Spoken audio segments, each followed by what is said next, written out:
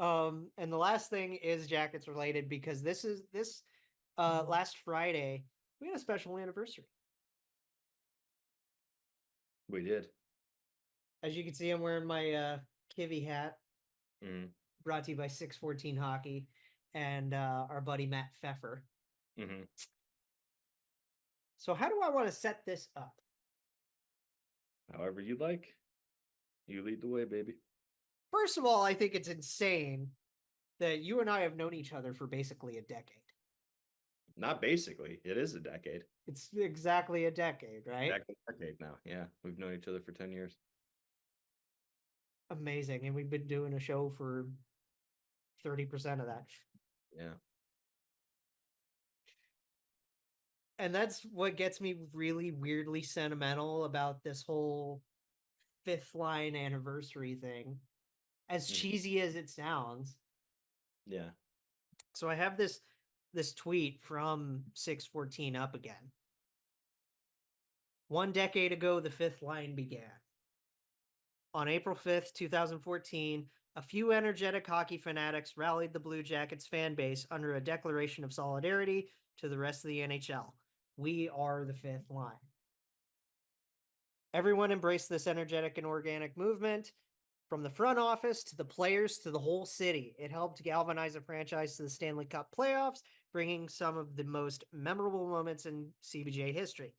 Thank you to everyone for the past 10 years and for continuing to push our hometown team, being the fifth line for our Columbus Blue Jackets. I remember when I went to either game 4 or game 6 of the 2014 playoffs when they hung the banner. Like they wrote, like after the anthem, The first banner, right? The big white one? We are the fifth line, and how unbelievably loud that arena was. I will never be able to forget how incredible it was. There's something so special about playoff hockey, man. There just is. So this all started with two of our buddies, Matt being one of them, and Jordan Mills Yes. being the other. Yes. Out of the two core guys of like 6. Mm. Because we wouldn't have had the fan outreach on Twitter throughout that whole 13-14 season if it weren't for the CBJ Artillery page even starting. Oh God, yeah. You know, they help normalize going to the Cannon for meetups between Twitter mutuals, which is quite literally how you and I met. And that's how we met Ellie and Dylan and Jake. Or I said Jason. Jason. Yes. And Boomer and all those guys. Matt, of course. Warren, Danny. Matt. Yeah. Danny, yeah. Eventually, Matt, I do need to meet Matt again. We do need to meet Matt again one of these days. Yeah, it's funny you think about the passage of time. Like I remember first time like I met Danny and it's been so long. And now she's getting fucking married. Married to Kyle and like good God, like how crazy. Right. And like it's yeah. You know, and then there's some like a lot of stuff was happening. We were both going through college. Yeah, and the only time I could see the Blue Jackets was when they were up in Buffalo. Right. And it's so crazy to me. The kind of weirdly close friendships you can get even in a crowd that big. Because you look at the Artillery now. Yeah. Hundreds and hundreds of thousands of followers across all their platforms. One of the bigger Columbus podcasts that we have. Right. Obviously you have Jordan and Warren and Kyle and all those guys doing things like now with the team, and Danny's basically a team photographer. Yeah. And then when Matt branched off to do 614, that whole branding took off too. Like I remember going to a game with my dad. We were pre-gaming at our bar, and the bartender was wearing an original 614 t-shirt. Yeah. I went and I bought a 614 hockey t-shirt. I bought the Kivy hat at the same time. Those are my two decent pieces of 614 Yeah. merch to support Fef. And we've known Fef, like he is such a popular guy around just the whole central Ohio area. Mm-hmm. Think about the kind of reach that he has Yeah. with just local areas and wanting to build rinks and expand brands and expand his love of hockey. Right? Yeah. And that's what happened with the fifth line thing. It first took off as a hashtag to like push us for the playoffs and get us through that series. Mm-hmm. And then they started making bracelets, and we started, getting the bracelets at the Canon meetups. And Yes. Yeah. eventually they started making more merch.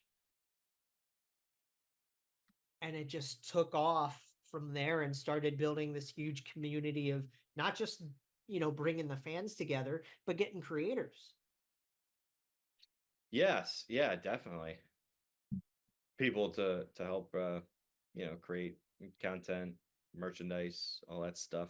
Nasher was huge Yeah. after a while, when I the also like think of someone like Lindsay too. I think of Lindsay, yeah. Lindsay has gained such a following these last few years for both the Blue Jackets as well as the Bengals too. Yeah, Uh, just her own her fandom. overall presence online. Yeah, and same shout out to Like I our friend remember doing our friend Zoom. Jules, our new friend Jules, doing the same Yes, thing. yes, love Jules. Jules is She's so great. um yeah, you meet some really really cool people that way. So Jeremy and Laura, two of our yep, best friends from when we originally joined THPN, can't and forget. now the two of them and Lance are with Inside the Rink now. And I did want to shout out Laura. I hope she's doing okay Hmm. because Laura's going through some health stuff. Yeah, Um, but it really all started with pretty much just Jordan and Matt, right? Jordan and Warren and it's Matt. crazy It to think was like, about, yeah, and how things are tied back to them for sure. They deserve a lot of credit for what they've done. I think yeah, they've done a because they hell of a have, lot good for the community. Uh, when you get to a certain point where it comes to a head and you're working with the organization itself. yeah, like to me, like fan bases are It's engraved in the arena rafters, guys. Like, well, yes, it's like in the like at the top, at the top of the seats. yes.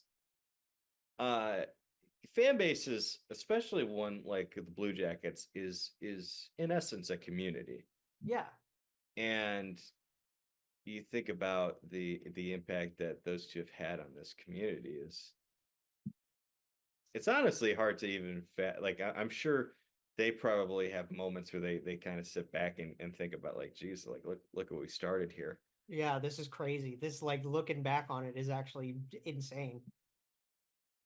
Yeah, and I just obviously for my sake I hope for it and for your sake too, but for everybody's sake and especially two guys like those, I just want this team to get it fucking right and Yeah, get back to winning because this fan base deserves it. This community deserves it.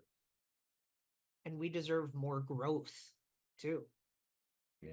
Not just us as a show, which, if I can get a little selfish, Yeah, yeah, yeah, for sure. if I can I get a little selfish, because more you so know mean team. Yeah. But yeah, we're I we're finishing our third season doing this show, and we still could use a lot coming from you guys. Um, you got to subscribe to the channel. You got to interact with the Twitter posts. You got to share the videos when they come out. mhm, Every little bit you got to comment in the comment threads and on Twitter and all that. Any little bit of engagement helps us out to reach more people yeah. and grow the community even more. Not just for us, but for the whole fan base. Definitely. So that's my little like and subscribe spiel, I guess. Like, subscribe, unsubscribe, resubscribe. I don't know if that actually helps. It doesn't, but No. you know, why not? Well, yeah, like the fifth line thing, as cheesy as it sounds now, a decade later, Mm-hmm. because it's very much copying the 12th man. Let's be real. Yeah, but I mean, every sport's got that, right? Yeah. It's just, I don't know why it feels so special here. Because it Because like, we see it with a time that the Blue Jackets finally turned the corner from being an absolute doormat to being less of a doormat, but still being a doormat. to like actually gaining attention. Yeah, it's the first time they gained attention, and I think it's the first time the fan base ever had hope. And the Legitimate. and the fact that it became like part of not just like the fan base identity, but like part of the organizational identity at the same time. Yeah, that's why I think everybody holds on to it because it's associated with the first true fun memory that we have of this team. We Again, didn't win like the series, but everybody will remember the Matt Calvert goal in overtime in game 2 against the Penguins. Polino's goal in celebration on his knees. His goal and then Foligno's goal and even game 6, even though they lost, I think everybody will remember them being down 4-0 and rallying to make it 4-3 and having a shot of pulling Just even. barely getting there. Like, what a fun series it was. You know, that series happened 10 years ago. I remember so much about that series anyway. Yeah, and nobody's gonna forget Doobie's personal rivalry with Sid. Yeah. To be fair, Every game except for game 6, which almost happened, had a blown lead in it. man. The Jackets were up 3-1 in game 1, lost 4-3. Penguins were up 3-1 in game 2, lost 4-3. Uh, Blue Jackets were up 3-1 in game 3, lost 4-3. Penguins were up 3-0 in game 4, lost 4-3. Blue Jackets were up 1-0, lost 3-1. And then the Penguins were up 4-0, won 4-3. Mm. Fuck, they almost lost that game. If the Blue Jackets tie that game up, they probably lose that game. And then who fucking knows what happens in game 7? Don't know if you want to score the first goal in that one. That was in between Vesna wins, right? Like a couple of years Yes. apart each. Yes. So like Bob was still like peak form. Yeah, but he had a bad series. Sad to say. Sad to say. What a ride this whole like decade's been. Not just these last 3 years doing this show, but this whole ride as a fan base. I don't mean this in any way against you because you know I love you, but these last Computer. these what happened? I thought you were talking about a computer. Like, I gotta go. Oh no. I mean I've loved doing these last three years with you on this podcast, and I don't mean anything against this podcast when I say this, but these last 3 years have been my least favorite of the last 10. Chalk that up to team success. That's all because of team success. Fuck, why didn't we do this podcast 10 years ago? That's what I'm asking right now.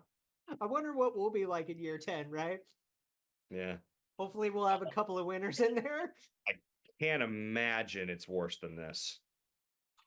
We're starting from the ground up, my dude. We can only hope that the Blue Jackets do the same. Shout outs once again to Matt Pfeffer, Jordan Mills, Danny Smith, Lindsey Cusson. Oh my God, Ellie Schultz. Yes. One of our first friends ever out of the whole. Dylan McWilliams. Yeah. Oh my God, how could we ever forget the ever-present Dennis Kelly II? Oh, yes. And Jim Martin. DK, yeah.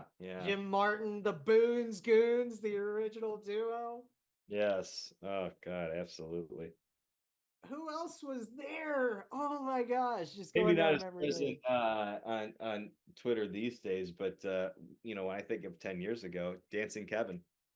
Dancing Kevin, yep. Yeah. Uh all the parody accounts, like the fan group accounts that we all made. Like Ellie was a part of that. Shout out Felino's Flock, who's still doing really good work for Nick's Foundation even now. Mhm. Yeah, I remember I have the poster over there. Felino's Flock for their event that they did in 2016 when I met Nick. Yeah. It's got signed everything. It was just what a time when all of us like weirdly popped up as, individual player supporters. What a time to be alive. What a time to be alive. Yeah. And it was just And that's why you and I connected because I'm a goalie guy and you were, I I was was, Bob's Cops. yeah. So we connected. I wore 72 for Sergei Bobrovsky. So like Right. that was it right there. That was our connection right off the rip. I still remember some of the old tweets from that thing. Yeah. Oh man, that was nice to go down memory lane to end it, right? Absolutely. Here's to another 10 years. Here's to another 10. Yeah. And we'll be here next week for prediction season. Yeah.